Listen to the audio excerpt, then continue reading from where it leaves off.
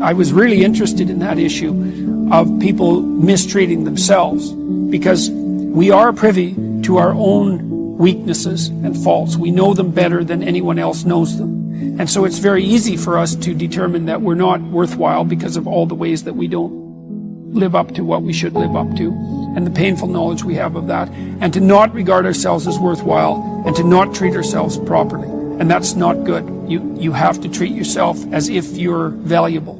And then that is the same attitude that you extend to other people. Well, and it's because you are valuable, and that it's a necessity to adopt the responsibility that goes along with recognizing that. So even if you're not happy with who you are, and even if you have your reasons, you still deserve presumption of innocence. You still deserve to have a good defense mounted on your own behalf.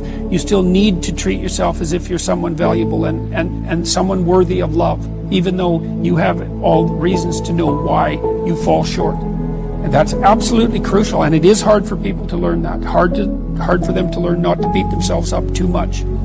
Every relationship that you have in your life, or that you've ever had in your life, with every single person, is a reflection of the relationship that you are having with yourself.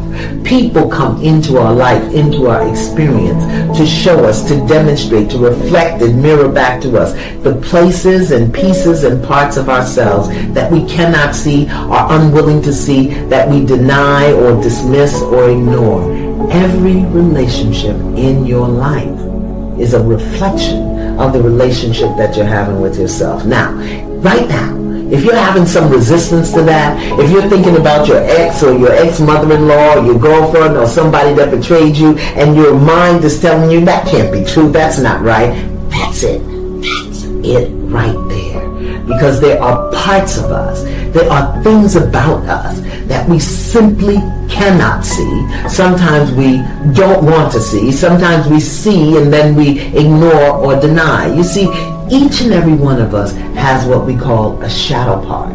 That's the part of us that we hide and cover and covet. Those pieces and aspects and things about ourselves that we find unpleasant or unacceptable. We tuck them away in the shadow. And someone will come into our life and reflect a light on that shadow. And that's when we see it. We see it in them. People come into our lives and they mirror back to us the pieces and parts of ourselves that we cannot, will not, do not want to see.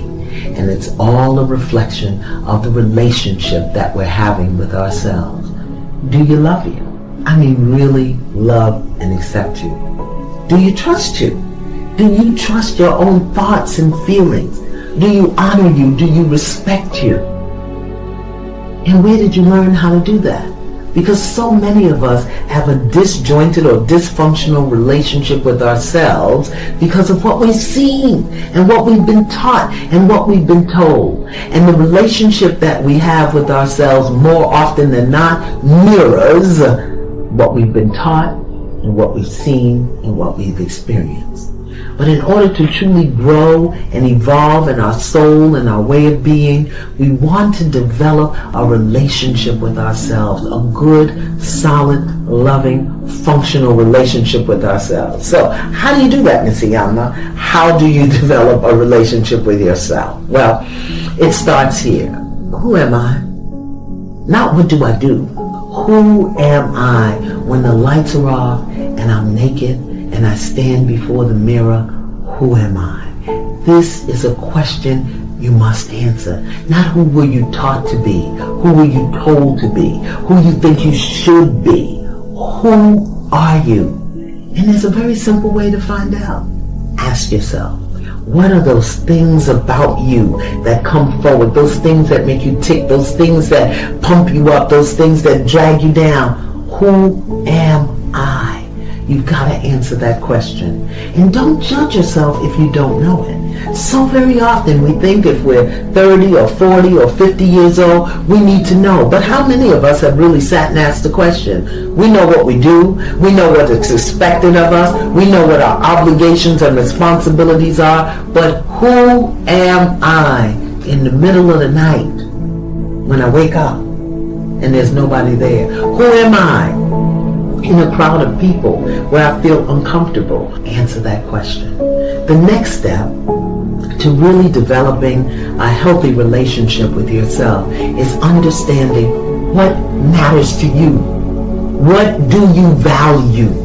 Do you value freedom? Do you value peace? Do you value external validation? How do you discover that? Again, pen to paper. What matters to me is.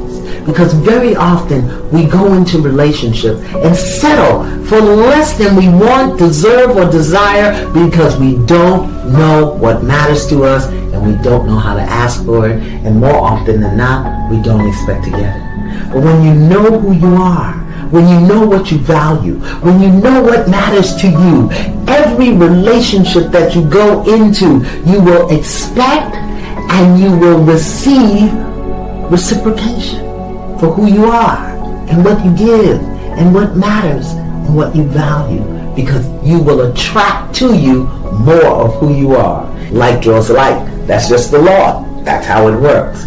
The next step, see yourself. See yourself at your best and see yourself as your worst, and don't judge it. Accept it. Self-acceptance. There are some things about me that I love, and there are some things about me that I'd rather nobody ever knew. But you know what I've learned to do? I've learned to put that stuff out front. I don't hide it. I don't deny it. I don't lie about it. And when it shows up in my face, either in someone else's behavior or when I'm in my stuff, doing my thing, I accept it. Self-acceptance. See yourself. Know yourself. Accept all of who you are without judging it. So very often we think we should be somewhere else doing something else. We think we should be in another place in life and we should have more. Well, if you don't know who you are and what matters and what values, what you got is what you've created from a lack of knowledge of yourself. See yourself. Know yourself. Accept yourself without judgment. Appreciate yourself. No matter where you are today, you got you there. The good and the not so good. No matter who you are today, you've been with you through it all. Appreciate who you are. And finally, honor yourself. Honor your feelings. Honor your thoughts. Honor your gifts. Honor your strengths. Honor your weaknesses. Work on those things that need to be worked on. Give yourself permission to explore, to stand up, to fall down, to not be perfect all the time. Honor who you are, where you are, what you do, how you do it, and commit yourself to be better. You are a choice-making individual, and that all of the conditions that you find yourself in your life, all of the circumstances of your life, all of the emotional reactions that you have to all of the people and all of the things and events and so on that take place in your life, you can't help the way that you are. You indeed are the product of all of the choices that you've made up until this moment. Circumstances do not make a man, they reveal him. Which means that in order to rid yourself or get past the negativity and the doubt and the judgment and the kinds of emotional reactions that get in your way, you have to put responsibility first and foremost on yourself. You have to rid yourself of the inclination to blame other people for what is wrong with you, to blame your circumstances, to look backwards in your life and look at your family and come up with all kinds of real nice explanations, but they really don't help you to get past these kinds of emotional reactions. There's the invisible part of you, the part of you that processes everything that you experience in your life. This is your mind, your consciousness, your soul, or whatever you want to call it. It doesn't matter what you label it. It's just understanding that that how you process and perceive yourself is determined not by what other people tell you, as much as you'd like to believe that, but in fact by how you have chosen to process yourself. Feel good about yourself. Treat yourself, cherish yourself as a valuable, important, significant, grand, divine creature, as someone who is unique and special in all the world. Feel that way about yourself wherever you go and carry yourself that way.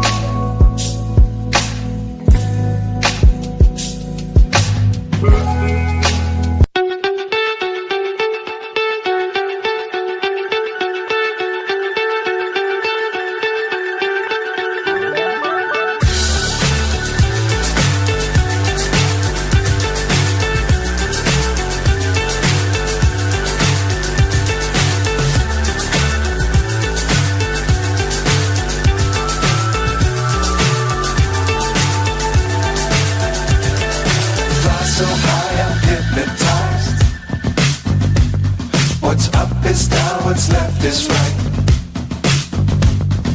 Chasing stars and holding you. I can't see the end, but we'll see it through.